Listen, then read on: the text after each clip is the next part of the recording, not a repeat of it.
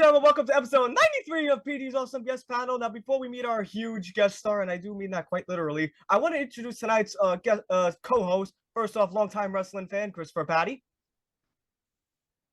Hey, And also with me tonight is not only a longtime wrestling fan, but also a wrestling student of reality wrestling, Mr. Darius Jojo Givens.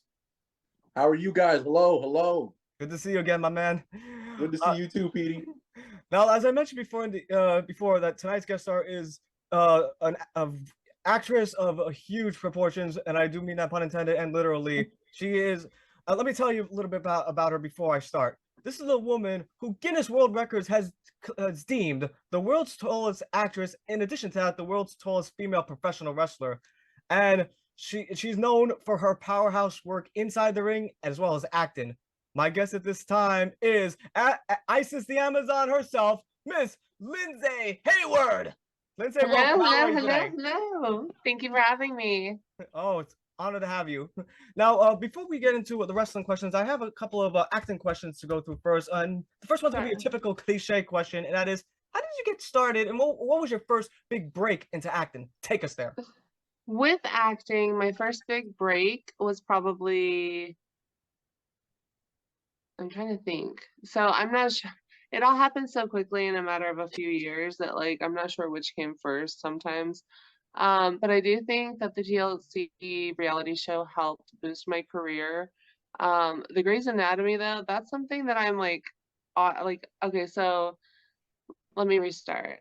Grey's Anatomy is definitely something that I feel people recognize me heavily from, and I'm still getting royalty checks, so that's nice. But the Grey's Anatomy is pretty big. People have recognized me big from that. Oh, okay. Darius, your question? What do you really do to get yourself prepared for these types of roles? So the Grey's Anatomy role actually felt true to my heart. It was about a programmer who's at home because she kind of fears, she has anxiety about going outside because she's so tall. Everybody makes stupid comments when she goes out. She just doesn't want to have to deal with that. So what her main goal is getting education to these girls in Africa, and she's very passionate about it. So I just feel like it's just a really relatable character. So that role wasn't really hard to get motivated for that. I was just myself, and that sometimes is the best. For the reality roles and wrestling and stuff like that, I just turn up my personality 200%, and that's just what I do, and that's how it gets there.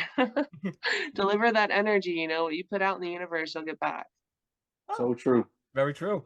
And let me just say, Ms. Hayward, I absolutely loved your performance in Grey's Anatomy, especially when you gave this motivating speech where you're you don't understand, I have a job where I motivate women and to inspire women. I remember that episode very well. It aired in 2015. I remember I actually congratulated you on Twitter when that episode aired.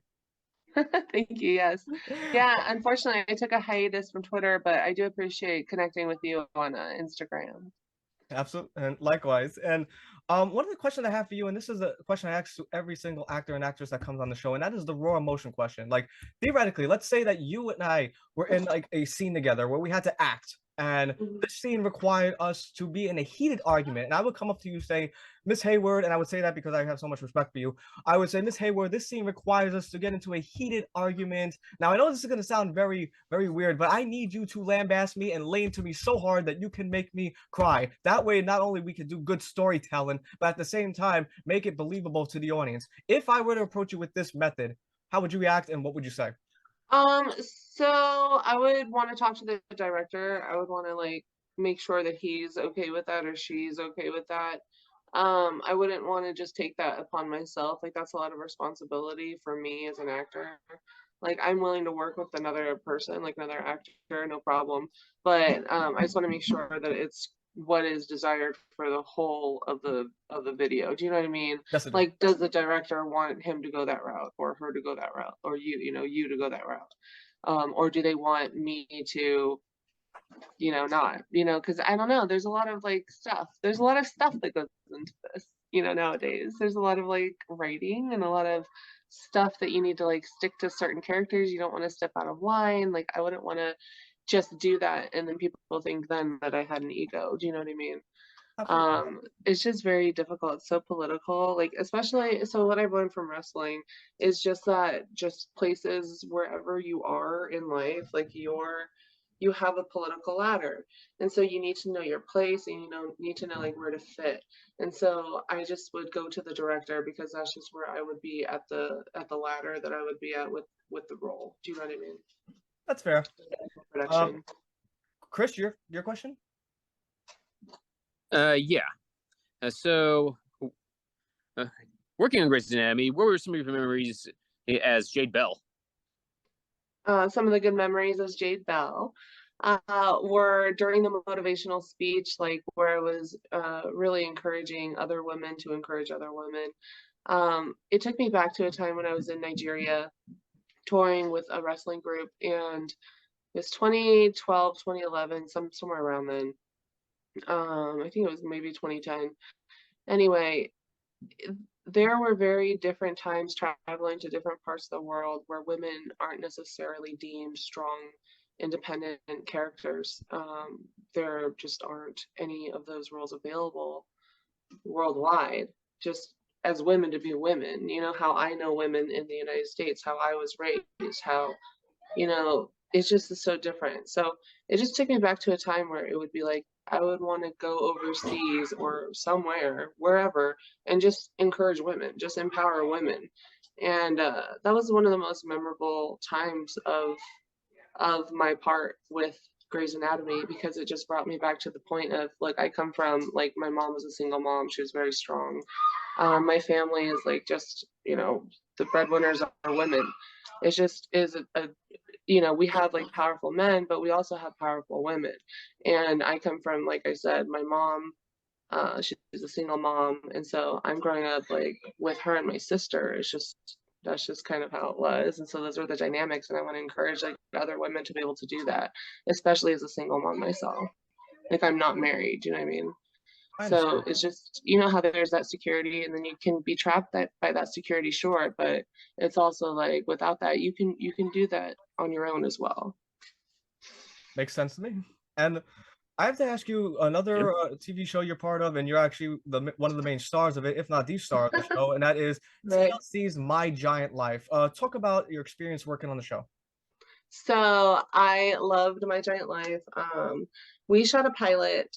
So I shot a pilot with the production company that I was signed with at the time, and they shopped it to different networks. TLC picked it up. We got other girls. We recruited other girls. It was fantastic. We filmed, just everyday life and kind of like our daily adversity that 6'6" inches and over, women that are 6'6" inches and over have to deal with. So it was really nice. Wow. Let me retract. So working on the show TLC,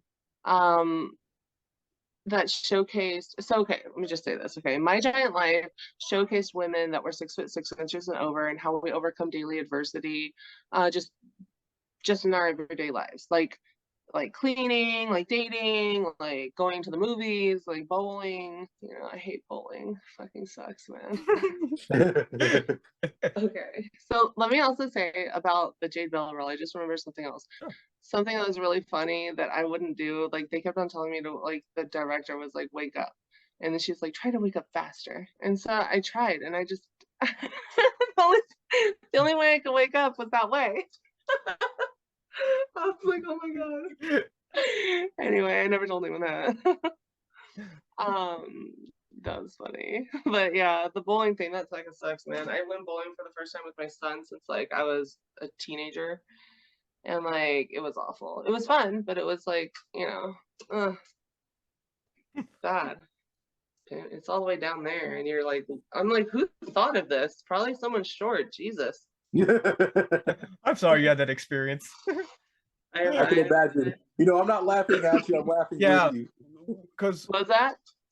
I said we're laughing with you. I imagine because like I suck at bowling too. And I'm not a. I need bumpers sometimes to bowl. Yeah, I swear. I was there with you. Oh. I think you bowls well. The only one not talking. Well, I mean, yeah, I suck at bowling too, and I'm a short guy, so I can't exactly relate to how you may have had My problems, claims. Darius, your question, my man. How did you like being in the movie Internship Games? So the Internship Games was a fun movie to shoot. The entire cast was really fun. We just kind of winged it. I remember it being so hot because we had to turn off the air conditioning because it was making too much noise. We shot it in so what do they call that? In like the ghetto of LA, downtown, where it was like 6th Street was, but on the other side. Compton? No. No, it's not San Andreas, not San Andreas. Skid Row. I'm talking about downtown where it's, so anyway, so Skid Row about 10 years ago. Now Skid Row is like all of downtown. Anyway, so downtown LA, we're on Skid Row and we're shooting this movie inside of this office building. And it was like the air conditioning was too loud, so we had to turn it off. And I just remember it being really hot. But I remember it being a super fun experience. I played this like Russian, and I was like, I don't really have a good Russian accent, and they're like, that's even better. Careful role, So it was really fun. I was true to the character. I was like, no, USSR, like we're here, like the fucking Russians are taking over bit by bit in this corporation with this random girl, you know what I mean? But I had a really fun time working on it.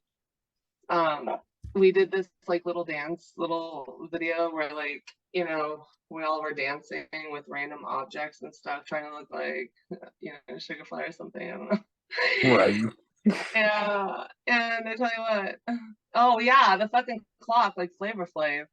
Yeah, dude. And we did not even we did not even win. We practiced it either. Then we just did it, and then we just that was it. I've had a lot of great, what is that called, karma, working with people who work really well. So they're not malleable people, but they are flexible, and they're really easygoing people. So something I appreciate in the industry itself. Oh. Absolutely. Thank you. Chris, your question? So what are your memories of shooting Rumors as Cassie? So I don't know what that is. I never did that. Do you remember this one though? The 2013 movie R100? I believe I do. You were the main boss in that, the villain, right? So yes, I played the CEO hailing from Singapore. I had to come back and take care of my international bondage club. So in the movie R100, I played that was my name, CEO, and I fucking loved it. We got measured overseas. So I read the script. I did not know what to even expect. This is one of my first roles I've ever had. And I was just like, I don't know what to expect about this, because they're talking about a fucking carousel and S&M, but then they're laughing about it. Someone's eating someone in the end. It was just fucking bizarre. And in the end, the dude gets pregnant, right? That's my doing. I'm like, how do I do that? And I was like, I don't know, but I'm boss bitch. I'm about to go boss it up, get this shit done. So I get out there, and it was the best experience I've ever had, even to this day, of just traveling for work. I got to stay on where the crossing of the Shibuya crossing is.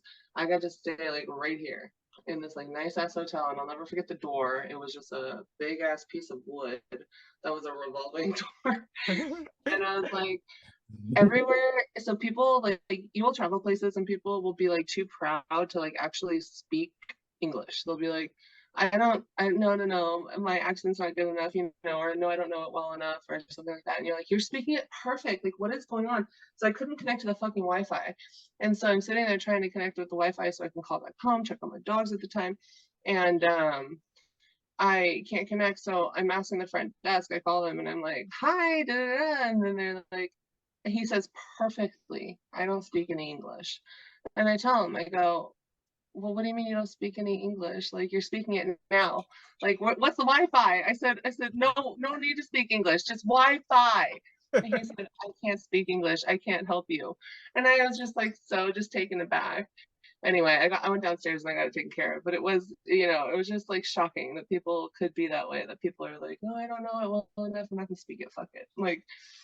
And so anyway, so I got a translator. I was able to have a translator on set and off set that showed me around and stuff. It was really nice. And let's see what else.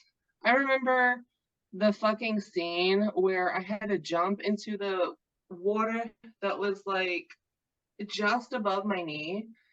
And I was terrified, okay? There's this little fucking Asian guy, fucking just with his little, you know, he's just chilling, a little Asian guy just hopping in the water doing it fine. And I was like, dude, you're like half of me though. Like you're gonna be fine. Do you know what I mean? And so anyway, I did it and it finally was like, away. Like I had this like mental block where I couldn't do it, man. I was like, no, I'm gonna die. I'm gonna fucking hit my head on the bottom or something's gonna go down. I can't do this. And so finally I got it done, but it was quite funny. It was like so a lot of the times in work, all of my career, people have just been so small, I can't translate it.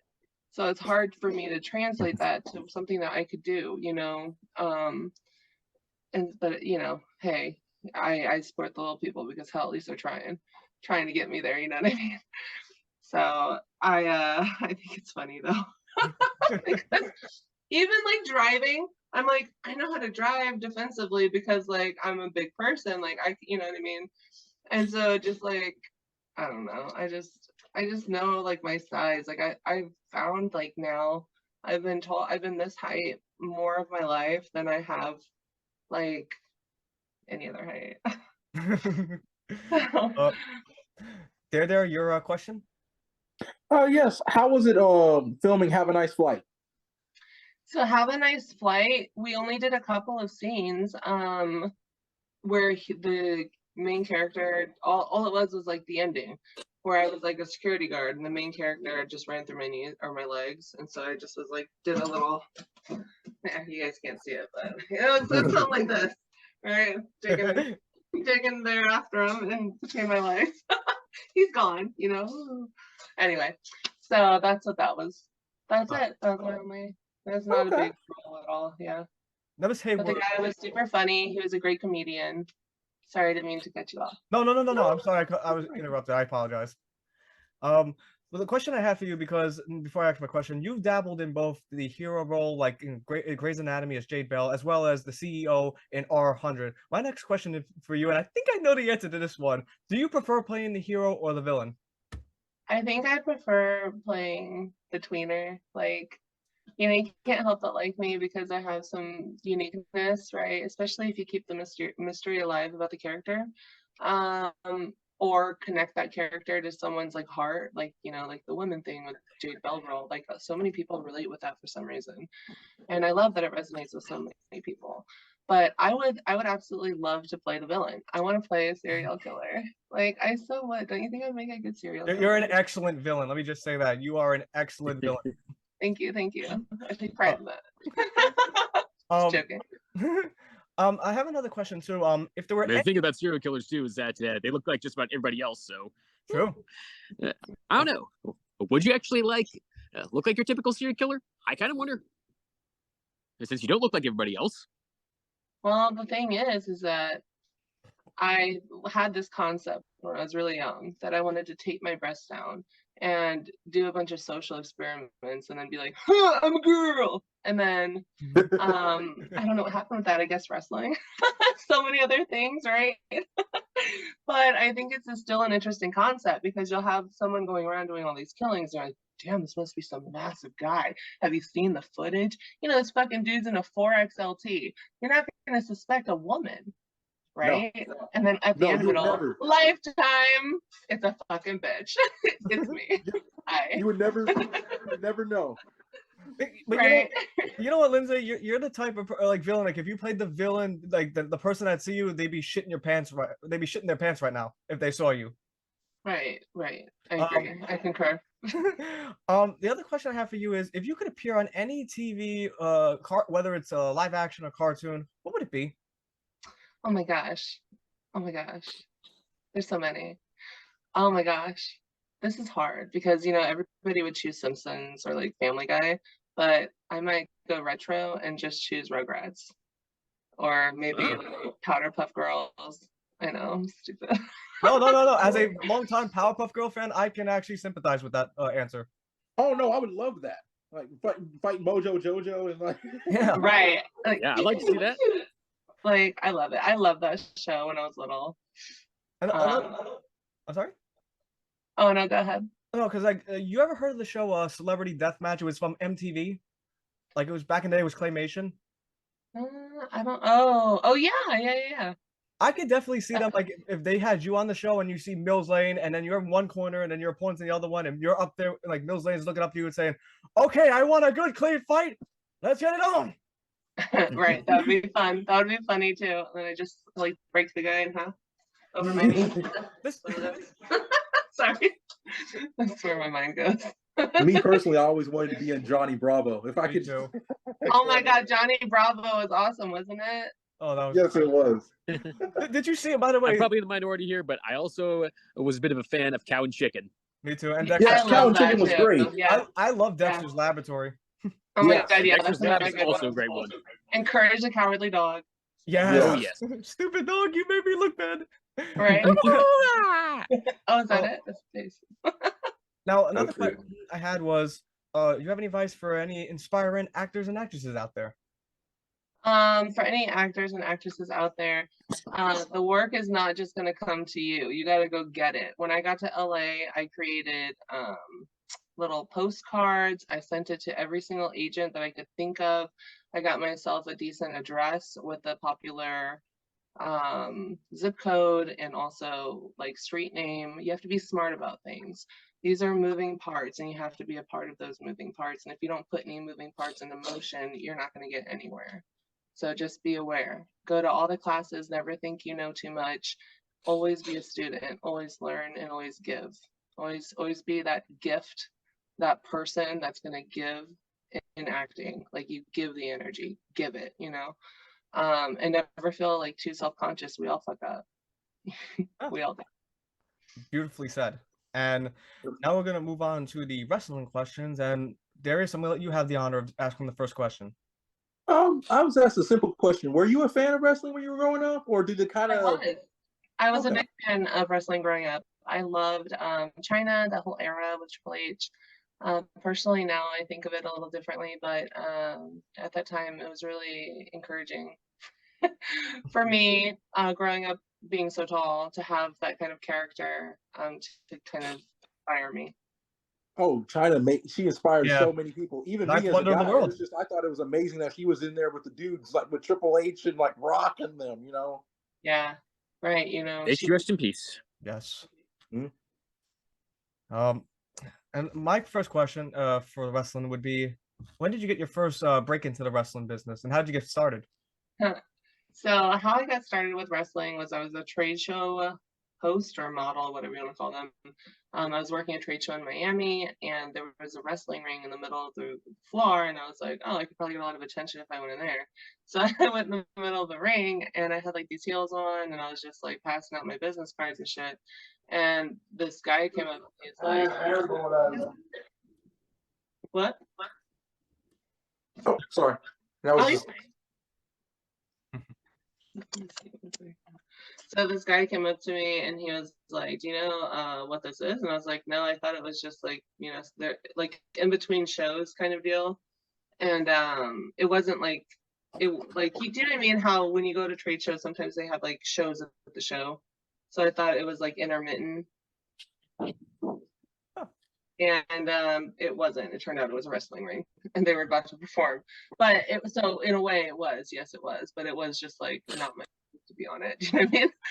But instead, they offered me some free classes, and so they said, "Come on, check it out, see how you like it, blah blah." So I did, and they started training me, and we traded training for some shows, like some school shows and stuff like that, till I got on my way pretty much. So that was awesome. That was down to Florida, South Florida. Ooh. It was fun. That's how I got started. And then I was reached out to by WWE, and they brought me up and all that. And then I signed. I had a question about that too. Of course, you worked in WWE NXT as Aloisa. And I remember when I first watched this, and you cut this promo. I remember to this day where you were like, "Now that I'm in WWE, I'll be unstoppable. I am your next WWE." And you did the intimidating hand like this thing. Like, talk about your positive memories working with WWE and NXT. So my positive memories working with NXT, it was obviously like a wonderful like lifestyle. It was everything I wanted, everything I had worked for. I had obtained my goals at the time. I was pretty young and I had obtained everything I wanted. It was in like the grasp of my hands. And so positives would be like Dusty Rhodes would be I think he gave me my name. I had about 4 or 5 different names before they settled with Aloysia. And I was like, how do I say this? Right. So all I got was a sheet of paper, and this was like my new name for the 10th time that day. And it's just said Aloisia. And I said, how the fuck do you say this? Like, what is this? Right. We didn't really have our phones on us because we were just like practicing on that all day. And so I was like, okay, I'm going to Google this. And they just basically in 10 minutes, I had to learn how to say Aloysia. Sorry if I said it wrong. Right. You know, and that's what I said. I said, you know, then Dusty said, don't ever fucking talk like that. He said, how you say it is how it's going to be. So this is like, you better fucking giddy up and go. And I remember that just being such inspiration in the moment. Like, yeah, he's right, dude. Like, I better giddy up and fucking go. This is who the fuck I am, you know? So I really remember that that moment pretty well. I remember when I watched that. First of all, I said, "There's your winner right there." I said to my friend, we watching wrestling together. I said, "There's your winner right there for season 3 of NXT." You had my support from day one. And then of course, like that scene, like it was like watching that, especially the video package where they show you going over the ropes, like just going literally just walking over the ropes. That gave me like, you seen the original Space Jam, right? Yeah. Remember the scene where they take the basketball of all the talent and then they become the Monstars? Right. That gave me that kind of vibe because it just shows you. It's funny you say that because that's how we were shooting. We were shooting in those kind of scenes to make us look like mega stars, you know? Yeah. It worked. I'll just say it worked. And we also talked about women in the business, of course, you know, China, you know, being the 9th wonder of the world. There was a wrestling company in 1980s, the original Gorgeous Ladies of Wrestling Glow. Did you watch this growing up, and were you a fan of the show? So I did not watch that growing up, but I'm a huge fan of the show, of those characters, of those women. They paved the way for women in wrestling for sure. Absolutely. And I was telling, because I was actually good friends with 2 of them. I was good friends with Matilda Hun, who was 6'4", and Mountain Fiji, who was, I believe, 5'10". I remember telling Matilda one time, her real name was Dee, and God rest her soul, I told her, there is one way I can make you babyface. And like, there's like, if I were in Glow, like, here's how I would do it though. I would cut this like Dr. Seuss, like, you know, childlike Ryman promo, and that if Glow was around like during the time like you were around too doing wrestling and had to introduce you as like the monster heel, like I would introduce like something, like I would give like a rhyme, and then the last verse would be lurks a ravenous monster heel standing more than 45 feet tall, and then you would come out and do this intimidating like pose like this, and that would lead to a baby face Matilda Hun versus monster heel Isis the Amazon. Right. It would immediately be that way. That's exactly right. I think that I had an audition a long time ago for Matilda the Hun. I'm not sure whatever happened to that project, but that would have been fun to play her. Yes. Oh, you would have nailed that role. Chris, your question, my man. Well, before I get to my initial scheduled question, I guess, I was also kind of wondering, would you say there's definitely a degree of heightism that plays more to the males than it does to the females? Because I'm pretty sure that guys around my height and Pete's height would definitely have more trouble breaking into the wrestling industry in contrast to like women who are the same height as me and Pete, which is 5'6", 5'7". Oh yeah, of course. There's definitely heightism. We're talking about gymnastics here, okay? And we're talking about people. They want them to look a certain way. We're talking about people that have to look a certain way, perform a certain way, and just do things, okay? So I feel like in AEW, they have a lot of high flyers right now. That's what I would consider somebody who's about 5'6", 5'7", 5'8". It's just like boxing. Think of it as boxing. You got those like lightweights or whatever, the featherweights, and then you have like the heavyweights, right? So absolutely, but don't just consider it against guys that are like 5'6", but consider it also against just like if you are the perfect, I feel like the perfect recruiting, like the perfectly recruited, like you know how like back in the day they used to just swat a guy at the gym and be like, you're in. Like I feel like that height is like 6'2", 6'3". So I feel like that's the ideal height is like 6'2" to 6'4". That's like the good range. As long as you have agility, you're fucking gonna be put over like $1 million. But I do also feel what you're saying about the females being like, if they were 5'6", there wouldn't be a freaking problem, right? No, of course there wouldn't be. But if they were 6'6", 6'9", would there be a problem? If there were guys, would there be a problem? No, right? But for me, who am I gonna? They're gonna turn me into another China? They're not gonna do that. No. It is what it is. I mean, And I do feel the heightism definitely with wrestling, but I mean it's everywhere in wrestling and it's everywhere in entertainment. Like the reason why maybe I won't get a lot of the roles that other people could get is because they just don't want to adjust the lights. They don't want to pay for an additional 10 hours for the set to adjust lights. You know, maybe I cast a shadow on the other counterpart. It's just like, who knows? There's heightism everywhere. yeah, and Yeah. I getting back to the WB question though, like Well, like were they gonna have you work with like Paul White, like who's 7 foot, or even the Great Khali? Like, was that in the original plans for you? I don't know. I mean, there were just so many different avenues they could have taken that it just still pisses me off to this day. I've tried to make peace with it, but it's hard when your career's cut short, you know, not to your own doing. But that's fine. I mean, Yeah. that was just one avenue I went down, and that led me to acting, which is a really great passion of mine. So everything works out for a reason, you know. But with wrestling, I mean, there was definitely some bias going on, especially back in the day when I was wrestling with the cookie cutter kind of image. And I feel like a lot of it had to do with sponsorships and different like corporate decisions, not necessarily like trainers and stuff like that. Well, yeah, and let me just say too, you're just as much of a powerhouse in acting as you are in wrestling. Just want to say that. Thank you, Um, thank you. anytime. Darius, your question, my man. well, actually, my Yeah, question. Oh, actually, sorry. No, wait. I'm sorry, Darius. You're right, Chris. I apologize. oh, sorry. Well, yeah, but what I meant to initially ask before I like had that one about heightism, who are the people who trained you? So I was trained by Jimmy Snuka and also the Wild Samoans. I would say I was trained by Coastal Wrestling, or what was it called? Coastal Championship Wrestling, CCW down in South Florida. Oh, Okay. okay. Your question. Yes, actually, I wanted to ask, what is your current opinion on just wrestling today? And also, do you prefer being a babyface or heel when you do wrestle? So, like I was saying earlier, I really enjoy the innovation of today's market in wrestling.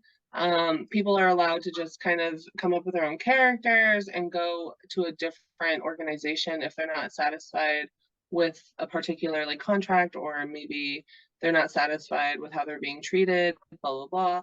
They can just go anywhere now. It's not necessarily just one or two different huge, you know, wrestling corporations. It's like it's getting better in my opinion. It's nice to be able to see talent. Like, you know, you turn on the TV and you're like, damn, I wish I could work with these people. These are like some talented people, you know, and they're the people that I was wrestling with. And imagine if I had been able to stick with wrestling 10 years from then, how good I could be now. It's just like it's a bummer, but you know, when I turn it on, I'm happy for people. I really am, because I'm happy to see them living their dream. Agreed. Well said.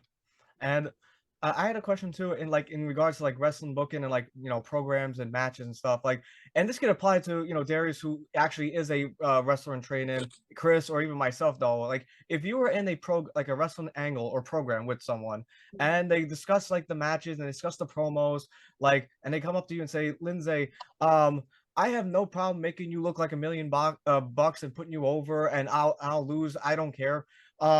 Like, the only thing I ask is like, if you can not only just don't make me look like a jobber, like we could put on like a great match where like I'll sell for you, you sell for me, and then you can put me through a table. Hell, I don't care what you do. You can use heel tactics to put yourself over too. Like, you can do the most heelish tactics you could think of, and in the process, that way it's storytelling. And then you got yourself a real David versus Goliath storyline, as opposed to like a powerhouse just destroying somebody in less than a minute. If you were approached with that suggestion or idea with the person you're working with, what would you say to that person?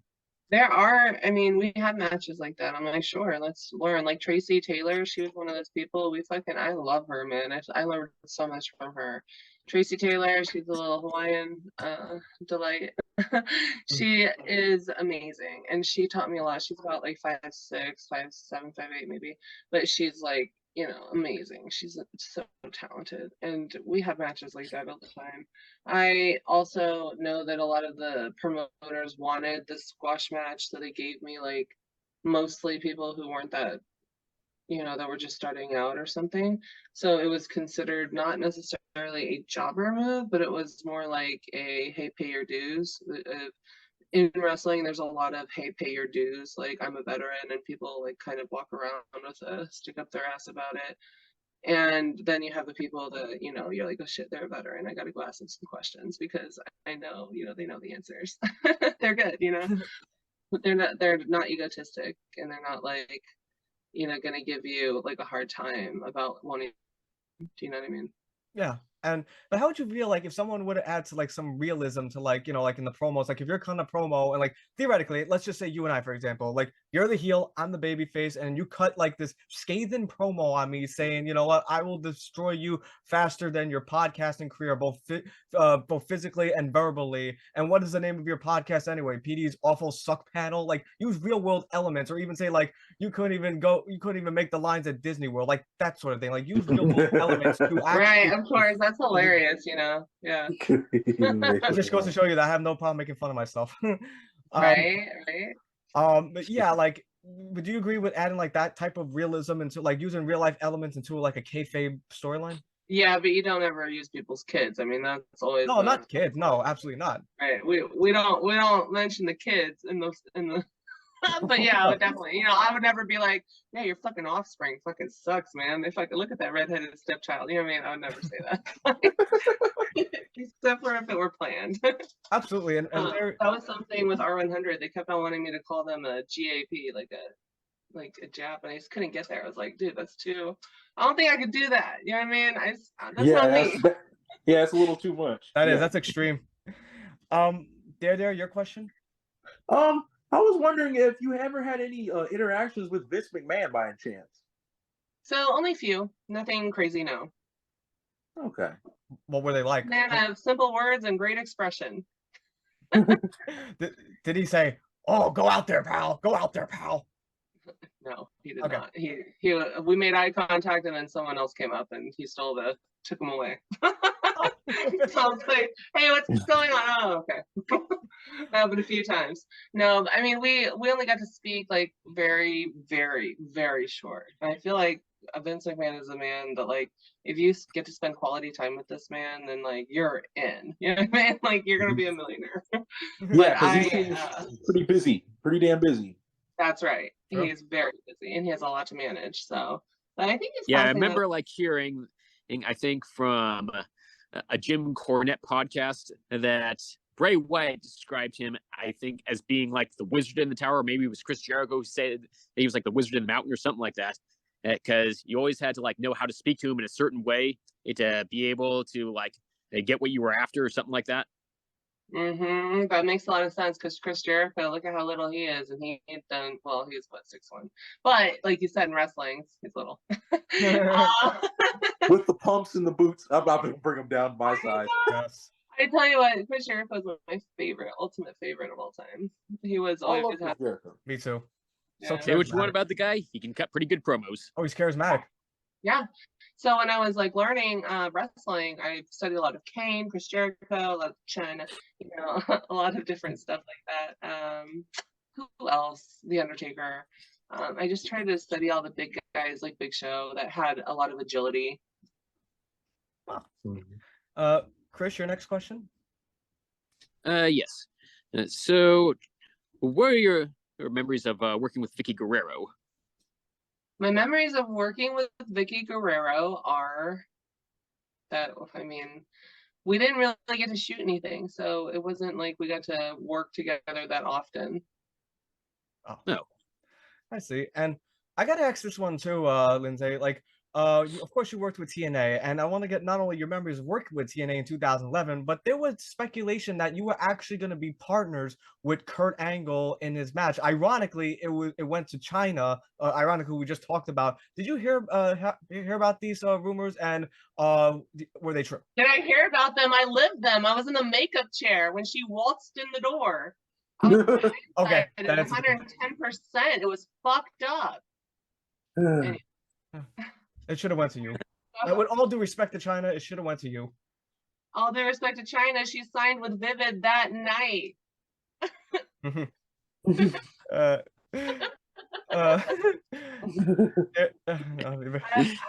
have nothing but respect for China, dude. Look what they, look what her life like.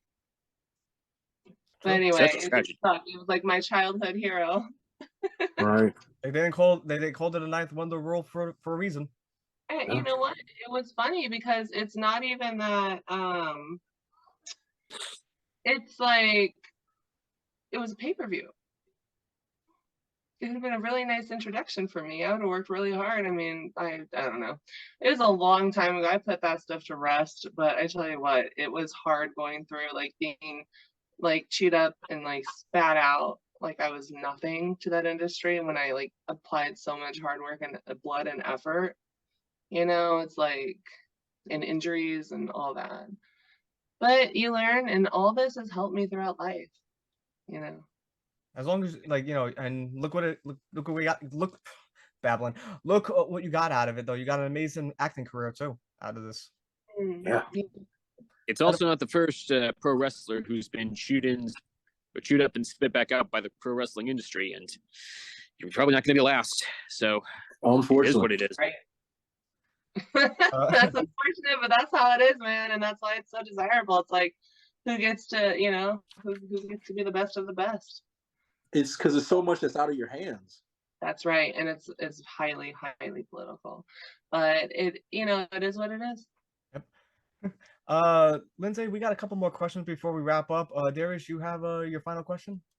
Yes, I want to ask you. I'm a big ICP fan, so how was it wrestling for Juggalo Championship Wrestling?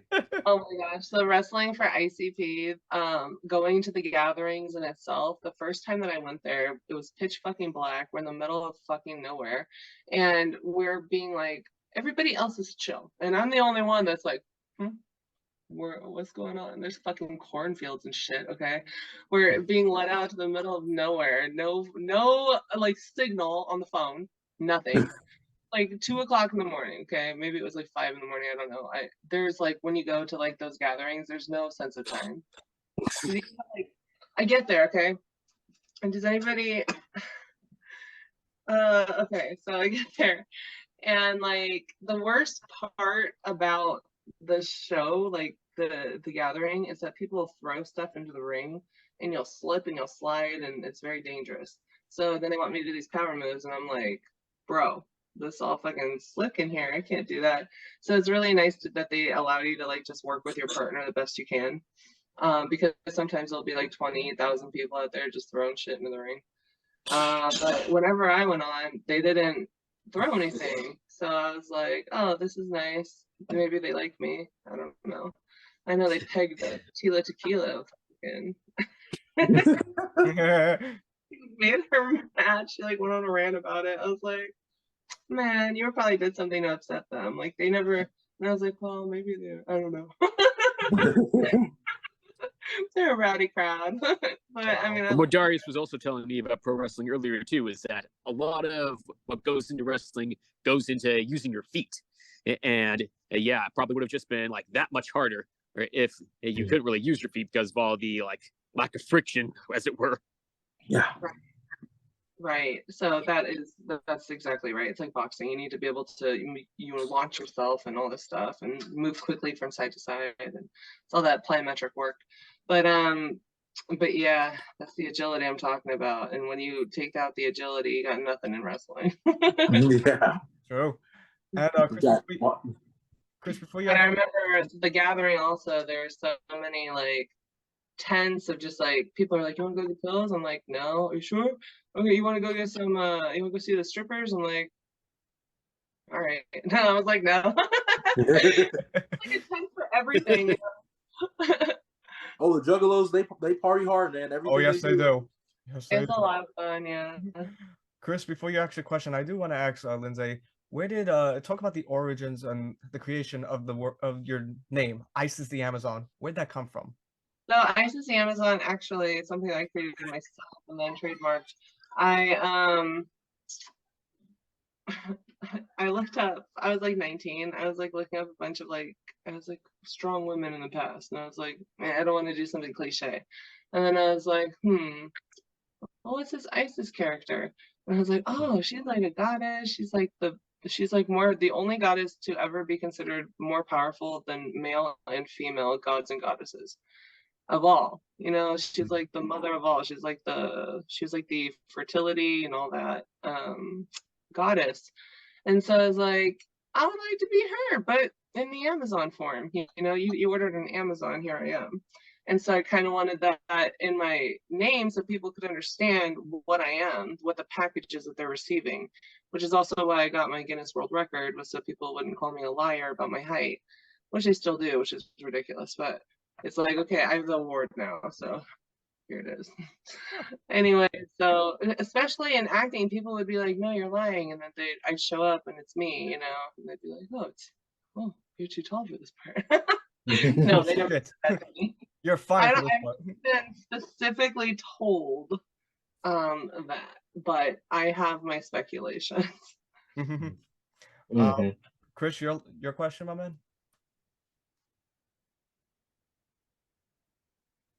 Chris, we can't hear you. Like, it was weird for me to be considered like too tall for one role. They wanted someone who was 6'6".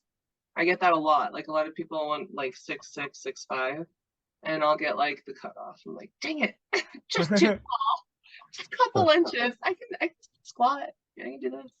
Well, Lindsay, I gotta ask you too, because you're a woman with such inspirational words and just beautifully poetically said. Do you have any inspiring words that you could share for future wrestlers out there? Yeah, so for future wrestlers, don't ever give up and always work on your character. You always have to have character development and make sure that you don't like dead end your character, that you always can grow and evolve your character.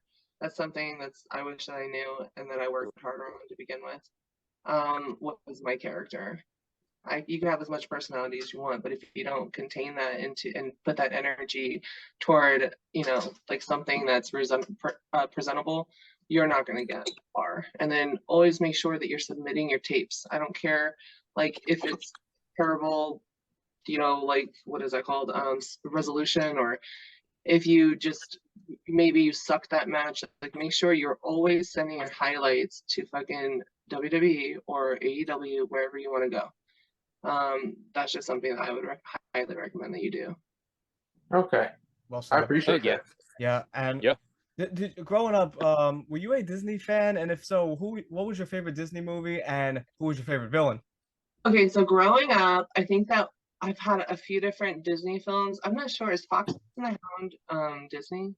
It's either that or it's 20th Century Fox. Yeah, it's something. I don't remember which one it is. Okay, so we're gonna scratch that one. Let's just go with the one everybody knows, Ariel from Little Mermaid. She was like, I love that movie. And then as I started watching as I was growing up, I was like, she's actually the villain. Stopped watching that movie. But anyway, I mean, I guess they both are villains. I don't know. I don't know. I don't know how to feel about it now. No worries. And of course, I ask this to every single guest star I have, and Darius, you're gonna know this question too. Whenever I'm not on a military-like diet, like almost strictly like fasting, I am an absolute foodie. And where I'm going with this is you worked on many different production companies. Which one had the best catering scene, and what was your favorite meal in catering? Oh my God. So this movie I just did, no, I don't know. I'm trying to think of catering. Gosh. I'd have to say Japan. When I filmed R100, they had every single fucking set. They would always have food prepared, and they would not eat themselves unless we ate, and then they always made us eat like first so that we could I don't know, just make sure that we were fed. And I remember asking for chicken and steak one night, and she gave me both. And then fuck, what was her name? May? I think her name was May. She was just like this little petite Asian woman. She was older, and she just like was running that ship, man. She was running that ship tightly. And anytime I asked for extra meat, she always gave it to me too. So I love that. I fucking love that. Oh, if you hook me up with extra meat, I'm gonna remember you. Man. What's that? I said, if you hook me up with extra meat, I'm gonna remember that. Any extra food, I'm gonna remember. Yes. Especially when it's good. Yeah. Like, good. Lindsay, how do you like your steak? Is it well done, medium well, medium rare? Medium rare. Yeah, I can go with that or medium well. Both of them are good for me. Wow. I guess you could say the final question I have for you is, what's next for Lindsay Hayward? Now, this is the part of my show, Lindsay, where my guest stars have an open forum. You can talk. You can say anything you want. You can curse if you want. I'm passing the proverbial microphone on to you. The floor is yours, Miss Hayward. Thank you. Thank you. This thing on? Hello. No, so I don't know. So right now I'm working at a dispensary in Valley Park, Missouri called 315 Primo, where I get to like help people. We just went recreational, so I get to like help people get medicated and get the product that they need to help them sleep or help them, you know, just function throughout the day, whatever they're doing, having fun, going to on a float. I recently learned what that was. A float, apparently there's a bunch of people that get in these like floats. I don't know, those tubes, and then they go down the river, and it's like a whole thing. And then they have it's tubing. We have that in Texas. It's pretty country. Yeah, you're supposed to drink a lot of beer with it.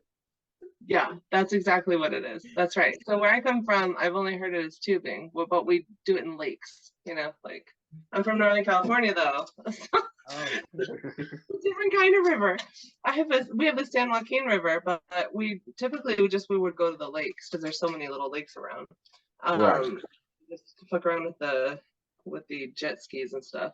But yeah, that's something that's pretty interesting to me. Is I still haven't been on one, but anyway, I am new to this land by about 4 years now, and I had 3 back surgeries in 2 years. I had 2 CSF leaks with those back surgeries where the surgeon nicked my spinal cord the first surgery, and then I had to have the recovery surgery. That was fun. So I had to learn to walk again, and that was pretty difficult. I was full of like a lot of anger. I feel like I've kind of started letting go of that. It was to be really like raw, it was really difficult. I have a 5-year-old. I'm a single mom, and then I have my mom. And so luckily that she moved here, so we moved here together. So it's like at least I wasn't completely alone. So that was nice. And then during the first surgery, I was like dumped by my boyfriend at the time because he didn't want to take care of anybody in old age. He just realized that he didn't want to take care of me for the rest of his life. So he was like, no. And I was like, okay, that hurt a lot. So it's been a lot of healing. Like the store, I really like the dispensary. I like working with the team that we have there. I think that it would be really cool to have like a reality show of that dispensary in particular, because it's small enough. We have just enough traffic that we could take like maybe an hour break and like, you know, film between or after whatever we would need to do in the dispensary and have actors, and I could do that whole process all over again because I know it like the back of my hand. But I just need to get that going.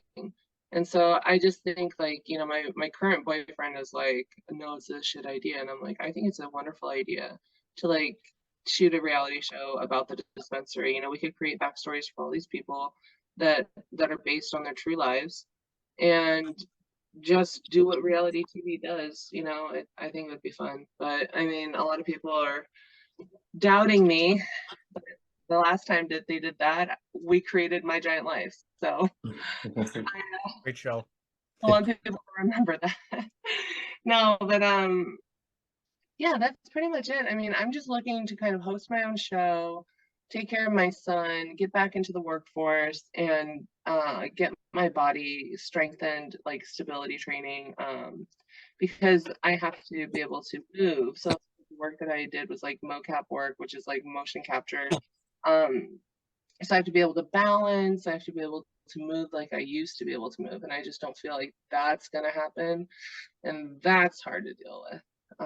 But every day I wake up thinking, like, whoever it is in the universe, God, whatever, that I have the ability to move, because I was like, they're like, you have like the spinal cord of like an, you know, 7-year-old, and like, and I was like, I don't want any hardware. It's just been difficult, but it's been real. Have you by It's been chance real. applied like? Oh, I was gonna ask, have you by chance applied like DDP yoga? Because that's worked pretty well for a lot of wrestlers. I'm not sure what DDP yoga is, but I do a lot of my stretching and physical therapy. I have stopped doing my planks and stuff because I got sick a couple weeks ago, so I need to get back into it. But I had I got enough stamina to be able to do like planks, to do some of the.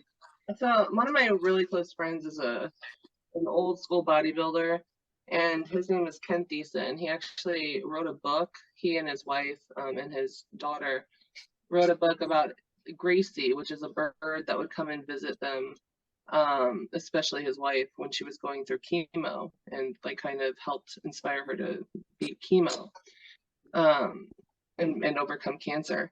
And anyway, so he knows a lot of good tricks. Like he knows a lot of the Turkish get-ups, for instance. He knows a lot of the old school just body weight resistance training stuff, and I'm sure that he has a lot of those like kind of poses in there, like stretches and stuff like that.